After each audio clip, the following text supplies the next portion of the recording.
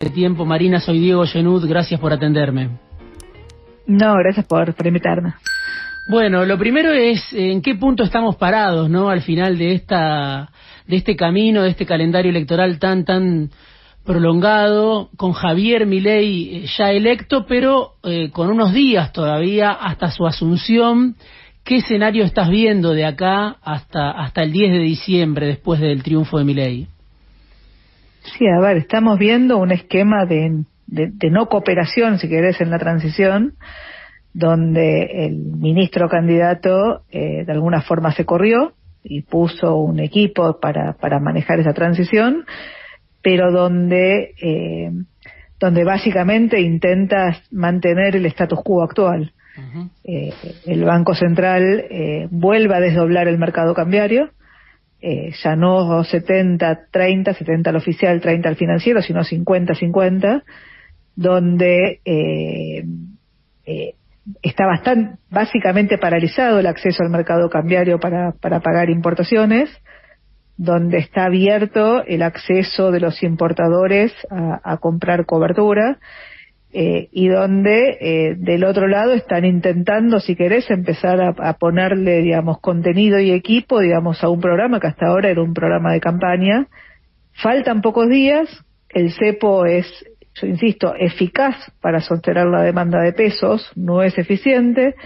Los dólares financieros también están de alguna forma paralizados y contenidos con intervenciones, pero lo que estás empezando a ver es una movilización de los pesos, o sea, empieza a haber, digamos, un corrimiento de los pesos buscando cobertura frente a la incertidumbre de lo que viene, cuando del otro lado empieza a haber también alguna moderación, ¿no? Algún reconocimiento de que las propuestas de campaña no son totalmente viables y donde uno diría el teorema de Baglini empieza a aplicar. Sí, vos decías, mencionabas en alguna entrevista que Milei ya descartó, ¿no? Salir del cepo para evitar ir a una hiperinflación, que sería un escenario cantado en estas condiciones, pero al mismo tiempo, ¿cómo te imaginás ese comienzo de gobierno de Milei, que no va a poder hacer todo lo que prometió en campaña, pero al mismo tiempo quiere ir rápido a un plan de estabilización, ¿no? Sí, en realidad él no dijo que no va a salir del cepo, sino que dice no puedo salir del cepo si no resuelvo dos problemas, ¿no? Y lo dijo incluso antes de la victoria electoral. Un problema es el déficit fiscal, el otro problema son las del LICS. Él dice esto nos va a tomar tiempo, habla de 3 meses, pero en el medio no va a poder mantenerse 3 meses con el status quo actual. Y eso implica, creo yo, un cambio en los precios relativos que, insisto, el gobierno actual va a intentar no hacer y probablemente lo tenga que hacer Javier Milei en el arranque de su gobierno. Hay que ver, digamos, de nuevo cómo termina de conformar su gabinete económico, pero como decís vos, hay que enmarcarlo en un plan de estabilización. Ese programa de estabilización, hasta, si querés, hasta una semana antes de la elección, era básicamente la dolarización. Hoy pareciera que la dolarización está corrida y empieza a haber algunos otros componentes, pero de nuevo todavía muy tenue, o sea, todavía con poca, digamos, información sobre cómo sigue. ¿Cómo te imaginás esa relación, ¿no? Entre el ajuste de shock, por un lado, que la visión que tiene Milei y sus propuestas de campaña hacen presumir también, apenas pueda avanzar, con la gobernabilidad, ¿no? Que al mismo tiempo necesita y que es siempre el gran fantasma cuando asumen gobiernos con ideas como las de Milei, ¿no? Sí, a ver, creo que hay dos cosas que están mezcladas, ¿no? Digamos, una era la radicalización de las propuestas de campaña, la dolarización, la motosierra, ¿no? La casta va a pagar el ajuste. Y la otra es la decisión de avanzar en un esquema de shock. O sea, la verdad es que la economía no tiene margen para gradualismo. O sea, la herencia que recibe es una herencia complicada. Uh-huh. Faltan dólares en el Banco Central, faltan muchos dólares. Si querés, la elección de Massa, o el intento de Massa de ser candidato, usó algo así como 36.000 millones de dólares, entre 18.000 millones de dólares de caída en las reservas desde que asume el gobierno y 18.000 millones de dólares de aumento en la deuda comercial. En eso estás mencionando deuda con importadores, estás mencionando deuda con importadores, básicamente sí. Deuda con importadores, o sea, esos son los dólares que usó para tratar de llegar hasta acá.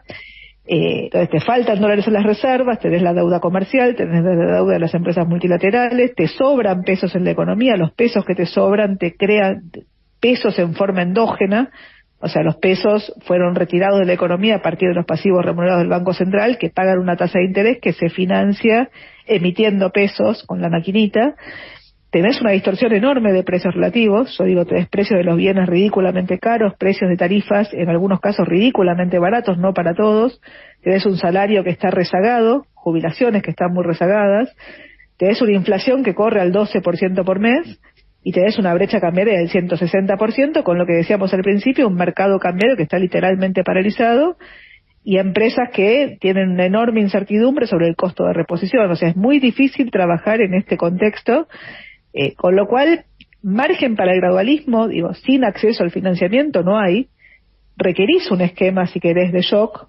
Hasta ahora yo venía diciendo que lo que requería era un shock controlado, no un shock descontrolado. O sea, no podía sacar los controles de capitales y suponer que el mercado equilibraba cuando no tenías reservas para intervenir, ni crédito para recomponer las reservas, como tuviste en 2015. Si querés, la novedad es que lo que estás viendo hoy por hoy es algún reconocimiento de que no hay margen, no para un shock, sino que no hay margen para un shock descontrolado, o sea, un shock coordinado por el mercado. Como bien decís vos, la agenda de estabilización, que no es la dolarización, o sea, es mucho más que la dolarización, requiere además un esquema de reformas estructurales, y ahí mi sensación es que hay una agenda, podemos discutir esa agenda, me parece que es un poco más amplia que lo que aparecía en campaña, y la pregunta del millón es la que vos mencionabas antes, que tiene que ver con la gobernabilidad. Y yo digo gobernabilidad entendida en 3 dimensiones. La que no te prenda fuego la calle, o sea, la pregunta es, de nuevo, en esta discusión sobre quién paga los costos del ajuste, bueno, hay que ver cuál es el acompañamiento que tienen. Uh-huh. La segunda es la que te permita pasar por el Congreso las leyes que requerís para estabilizar, y ahí la discusión es qué es lo que incorpora esa ley ómnibus que están escribiendo. Digo, puede incorporar cosas que hay que ver, digamos, cuál es la discusión detrás. O sea, yo qué sé, hoy Venegas Lynch hablaba de que hay que eliminar la ley de aborto. O sea, se pueden mezclar muchas cosas ahí adentro. O sea, es difícil ver cómo negociás. Pero la tercera, y para mí la más importante, es cómo extendés el horizonte de las decisiones en Argentina. Y, digamos, y Javier Milei hasta ahora venía con un esquema refundacional. O sea, de hecho, en su discurso él decía, si me dan 35 años, convierto a Argentina en Alemania. Y la verdad que en democracia nadie te da 35 años. En democracia, y sobre todo una democracia como en Argentina, vos tenés elecciones cada 4 años y tenés elecciones de medio término cada 2. Y en el esquema electoral que tiene la Argentina, no solo tenés elecciones cada 2 años, sino que tenés elecciones donde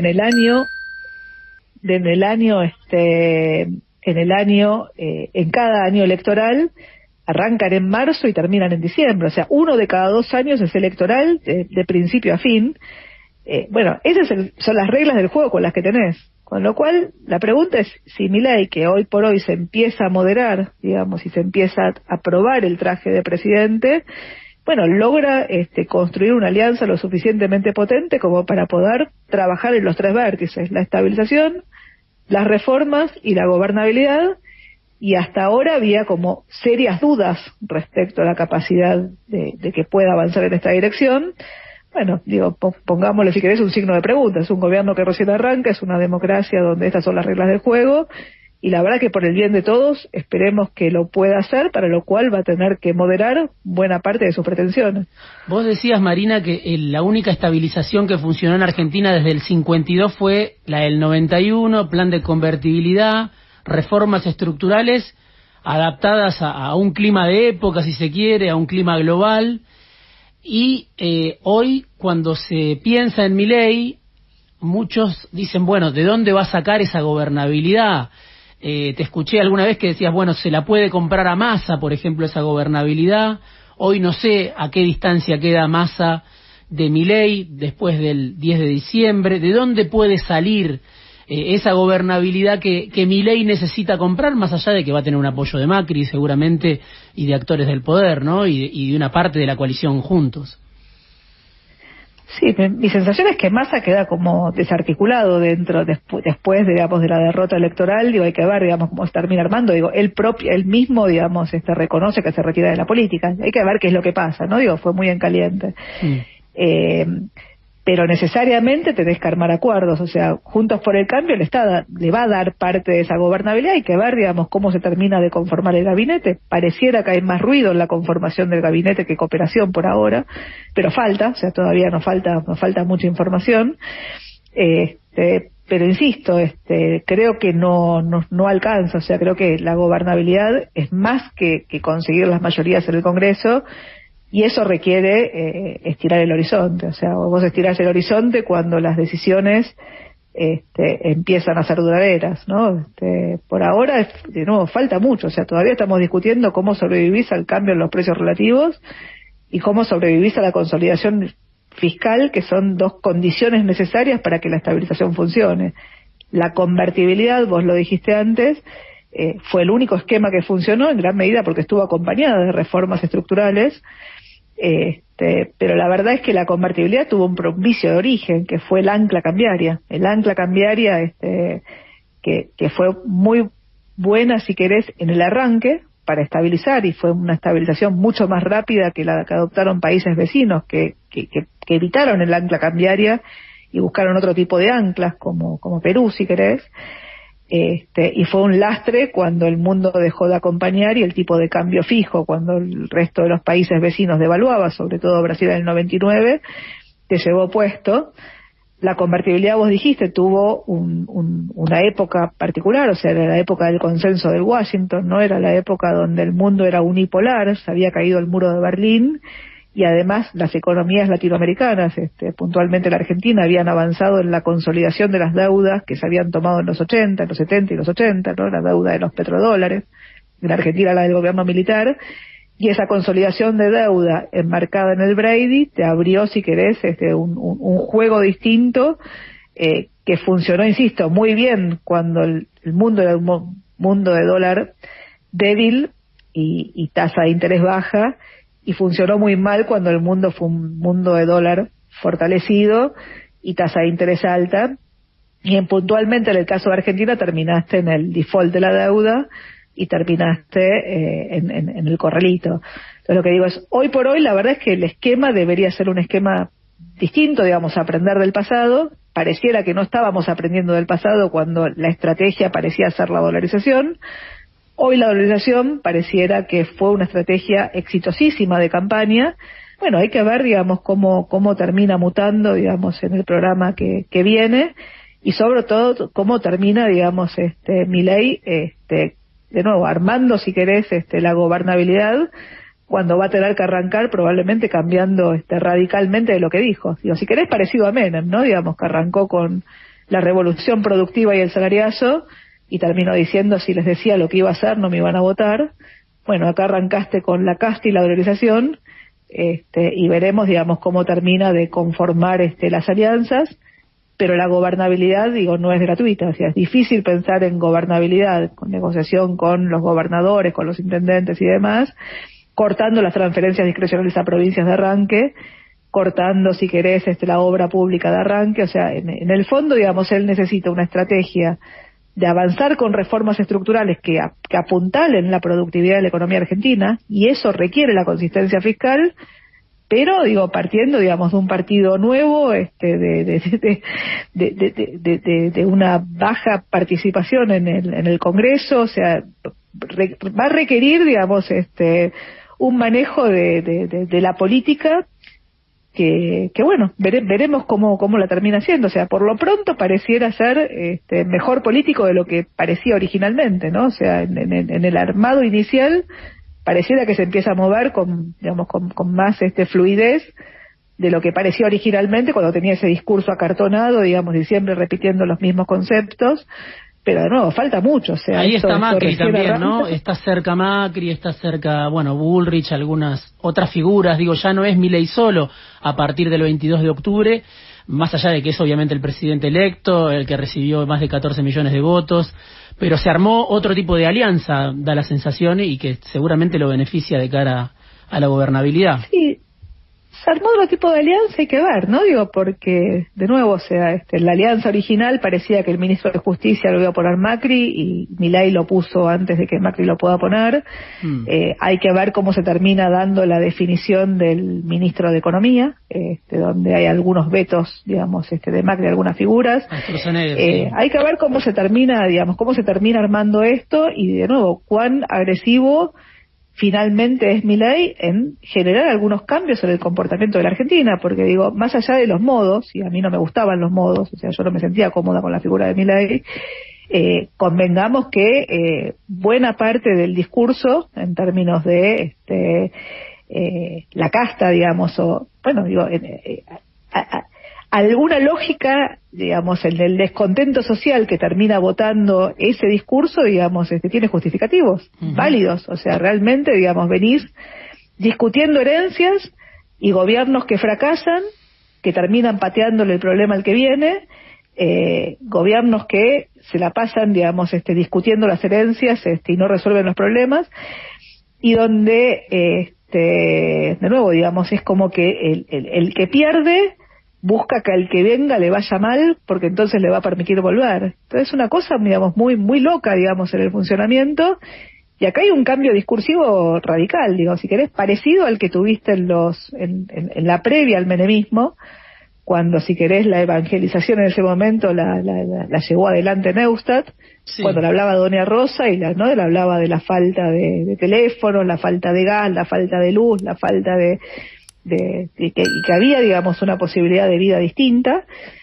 Bueno, digo, mi sensación es que Milei llevó un discurso parecido, que de nuevo, digo, no pasás de un lugar al otro de la noche a la mañana sin costos, y como vos dijiste antes, bueno, cómo se distribuyen esos costos, y es lo que finalmente no termina de quedar claro, digamos. Milei es el evangelizador y es el que canaliza los votos al mismo tiempo, ¿no? Dos en uno. Si en la década del 90 fue Neustadt, algunos piensan, bueno, también las ideas de Cavallo, Menem fue el presidente.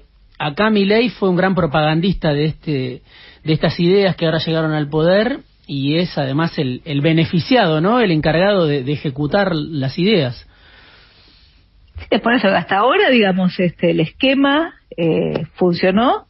De nuevo, en gran medida funcionó porque fue parte de la estrategia de los dos espacios que lo usaban a Milei, porque le robaba votos al otro. O sea, en parte funcionó porque fue parte de una estrategia. Incentivaron de mil maneras, sí.